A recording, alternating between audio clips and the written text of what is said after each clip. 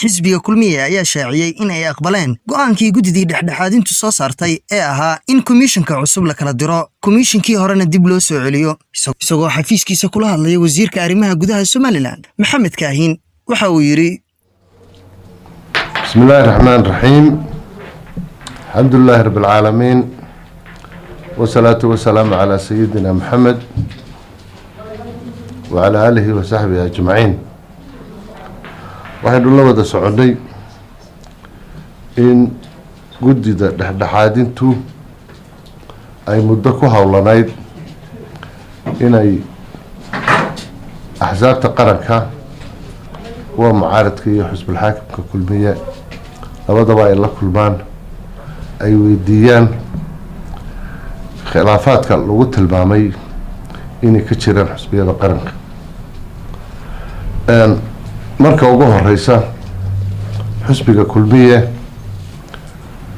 wuxuu diyaar u ahaa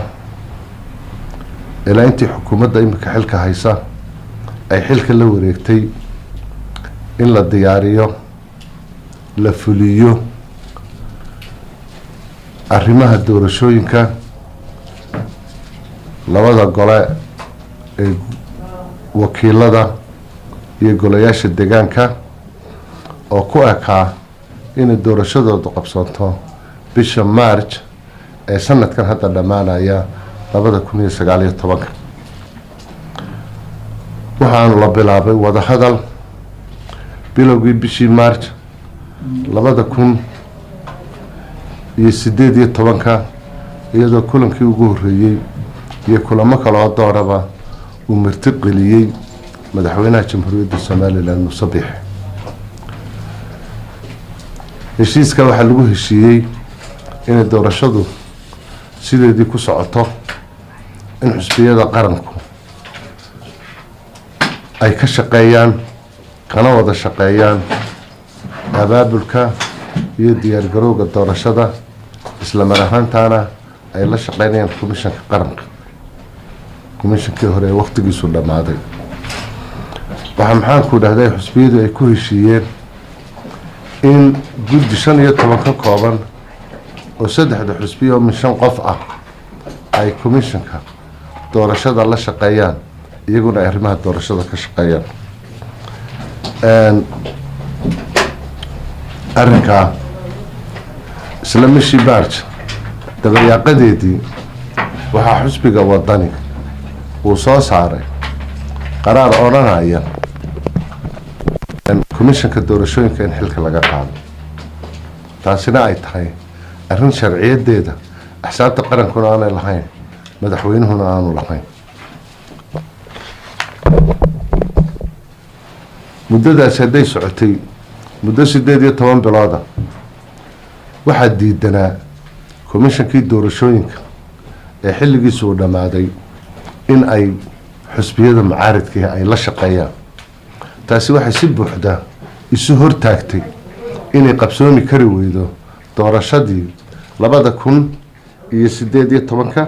iyo 2019 doorashadii waxay ku ekayd inay qabsoonto bisha November 12 taasi waxay keentay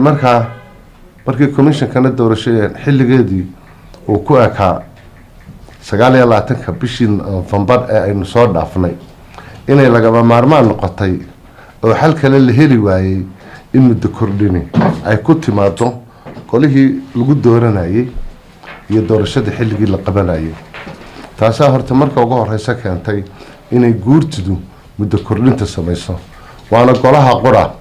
ee dastuuriga ah ee dastuurka jamhuuriyadda Somaliland uu siinayo inay muddo kordhin samayso hay-adaha qaranka ee la doorto inay muddada u kordhiyaan sanadadii hore soo dhaafnayna iyo dawladihii hore kala dambeeyayna xilliyo badan bayna soo dhaaftay ugu dambeyntii gudida dhexdhexaadintu waa odayaal ixtiraam bay leeyihiin ixtiraam baanu siinaynaa waxa ay soo saareen qaraar bay soo saareen qaraarka ay soo saareen 5 qodob buu ka kooban yahay 5 qodob laba qodob waxay khuseeyaan komishankii hore iyo komishanka cusub. xusbiga kulmiye waxa uu si buuxda u taageeraya qararka ay soo saareen, ayuu si buuxda u taageeraya. waxa kale uu taageeraya tilmaanta ay raaciyeen ee odhanaysa waxaa loo maraya ama waxaa loo raacaya dariiqa sharciyada dalka. waayo komishanka cusub qaraarka ay ka soo jeediyeen iyo komishankii hore qaraarka ay ka soo jeediyeen waxa weeye labaduba waxay ku xidhnaanayaan in loo raaco maxaan ku dhahday sharciyada dalka. annaguna taasaanu ayaanu taageersanahay. qodobka odhanaya xukuumadda iyo xusbiyada mucaaradkiihi inay ka waantoobaan oo dadaal ka muujiyaan inaan mas-uuliyadooda iyo hadaladooda iyo curfigoodu inaanu noqonin qaar keeni kara inay nabadgelyada qaranka dhaawacdo. ummadda reer somaliland waxaan u sheegaya aniga ku hadlaya magaca xusbiga kulmiye in xusbiga kulmiye mar walba uu taageersan yahay, mar walba uu ku dadaalayo, mar walba habdhaqankiisu ay ku qotonto inaanu mas-uuliyadihiisa xusbiga ee heerarka kala duwan ilaa heerarka u sarreeya ilaa heerka u hooseeya aanay ku hadlin curfi keeni kara dhaawac umadeed, kala qaybin umadeed, xasiloonida dalka iyo nabadgelyadiisa mid dhaawici kara, inaan lagu haynin saxaafadda maxaanku dhahday mar walba lala kulmo. xusbiga kulmiye aada iyo aad buu qodobka u taageerayaa. wuxuu ballan qaadayaa, cid walba u ballan qaadayaa, ummadda u ballan qaadayaa, bulshada caalamka u ballan qaadayaa in xusbiga kulmiye uu diyaar u yahay inaan haba yaraatee wax hadala oo xanaf leh oo kala qaybinta ummadda maxaanku dhahdayay dhaawaca waxyeeleeya inaanu odhanin, isla mar ahaantaana nabadgelyada qaranka inaanu maxaanku dhahdayay aanu dhaawicin. xusbiga kulmiye ilaa waqtigii aan kasoo sheekeeyey ee la bilaabay bishii march 2018 wuxuu mar walba diyaar u ahaa komishanka qaranka ee jooga inuu la shaqeeyo. wuxuu diyaar u ahaa inuu doorashada ka qayb galo. hadda maanta wuxuu diyaar u yahay inuu doorashada qaranku inay dhacdo, inuu soo dhaweynayo xusbiyada mucaaradkaa inay arrinta doorashada kana wada hadlaan, kana wada shaqeeyaan sidii doorashadu ay u qabsoomayso. xusbiga kulmiye diyaar buu oo arrinkaana u yahay. qodobka odhanaya arrinta guurtida iyo muddadeeda waa anigii sheegay, golaha guurtidu qodob dastuuriya baa u ogolaanaya in xilliyada ay suuro geli weydo in doorashadii xilligii loogu talay ay qabsoonto, golayaashii doorashada loo qabanayena xilligooda uu dhammaado, inay iyagu yihiin cidda qura ee qodobka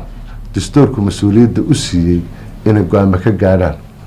marka ugu horeysa waxaan taageeraynaa anako oo aanu aaminsanahay ilaa ummaddu dastuur bay leedahay,